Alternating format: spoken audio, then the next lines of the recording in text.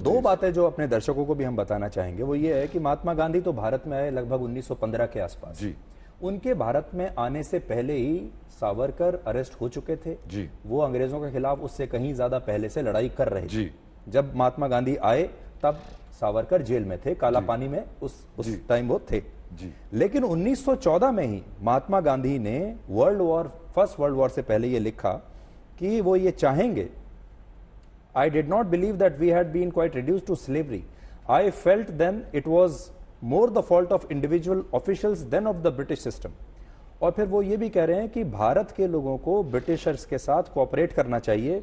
If we would improve our status through the help and cooperation of the British, it was our duty to win their help by standing by them in their hour of need. मतलब first world war में महात्मा गांधी कह रहे हैं कि अंग्रेजों का साथ देना चाहिए, अहिंसावादी, पर इसको कभी माफी के रूप में नहीं माना गया, नहीं और माना गया। सावरकर ने जो लिखा उसको माफी मांगा गया। जी, गांधी जी ने रिक्रूटमेंट ड्राइव की थी अंग्रेजी फौज में हिंदुस्तानियों को भर्ती करने के लिए फर्स्ट वर्ल्ड वॉर में। ये फैक्ट भी लोगों से छुपा हुआ है।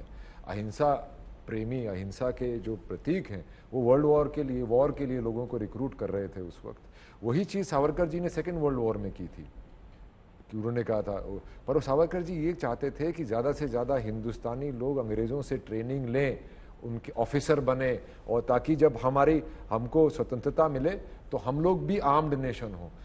हमेशा सावरकर जी आर्म्ड नेशन की बात करते थे।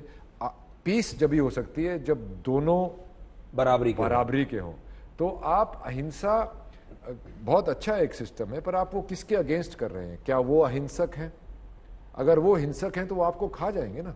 अब आपसे मैं आखिर में ये जानना चाहूंगा कि राजनीतिक माहौल इस समय बिल्कुल गर्म है जी, और ऐसे टाइम में आपकी फिल्म आ रही है। एक चीज में, हाँ, डॉक्टर नारायण राव, जो कि उनको गांधी जी की हत्या के बाद उनको मॉब लिंच कर दिया गया था, जिसकी वजह से वो मरे थे।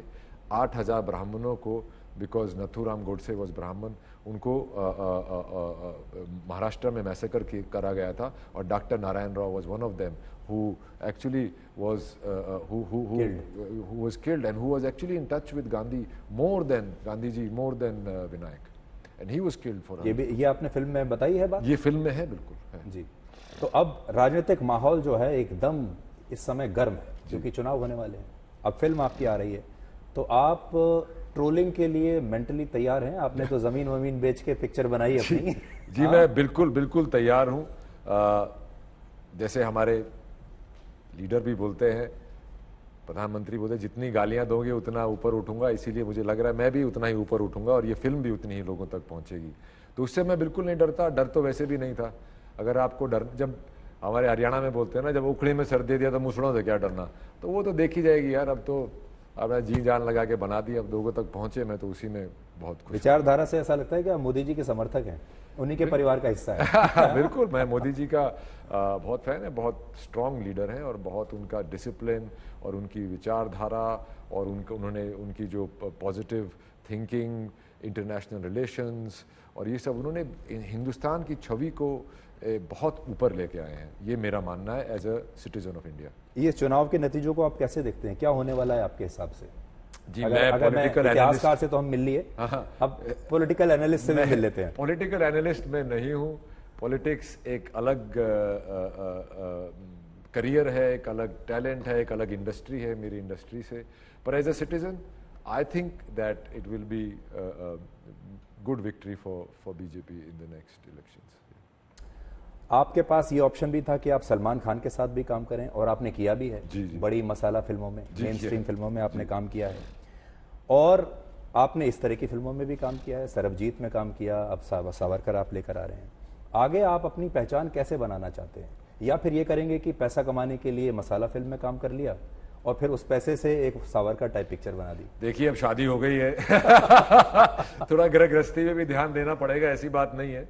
पर मैं हमेशा वो करा है जो मैं करना चाहता हूँ, और कई बार ज़रूरत की वजह से भी करना पड़ता है काम। कौन नहीं करता है? और अपना घर चलाने के लिए आपको सब कुछ करना पड़ता है। पर मेरा ये मानना है कि मैं एक ऐसे स्टेज पे पहुंचा हूं एक कलाकार के तौर पे, जो कि मैं, अगर मेरा अंदरूनी मेरा मन उसमें नहीं है तो मैं सेट पे जाके ऐसे ही कुछ करके नहीं आ सकता हूं। मैंने कभी किया भी नहीं है, इक्का दुक्का बार होता है, बट वो मैंने कभी किया भी नहीं है। तो मैं इसी तरह से काम करना चाहता हूँ। अब तो मैं डायरेक्टर भी बन चुका हूँ, राइटर भी बन चुका हूँ, तो अपनी पिक्चरें खुद बनाएंगे, लिखेंगे। बहुत बढ़िया। तो मुझे बहुत लोगों ने बोला हाँ। ये मत करो, बहुत शुभ चिंतकों ने मुझे बोला था कि ये पिक्चर मत करो। उसने मेरा इरादा और भी कठोर बना। वैसे भी देखिए, शुभचिंतकों की जो नई परिभाषा है आज के ज़माने में वो ये है कि आज के जो शुभचिंतक हैं, आपका शुभ देखकर जो चिंतित हो जाए वो शुभचिंतक है। That is very true, that is very true, that is very true. Thank you Randeep, black and white में आने के लिए बहुत बहुत शुभकामनाएं आपको, और उम्मीद करते हैं कि आपकी ये फिल्म लोगों को पसंद आएगी, आपकी फिल्म दो सुथरे जाट भाई बात करने लग रहे, फिल्म तो चल रहेगी। Thank you so much.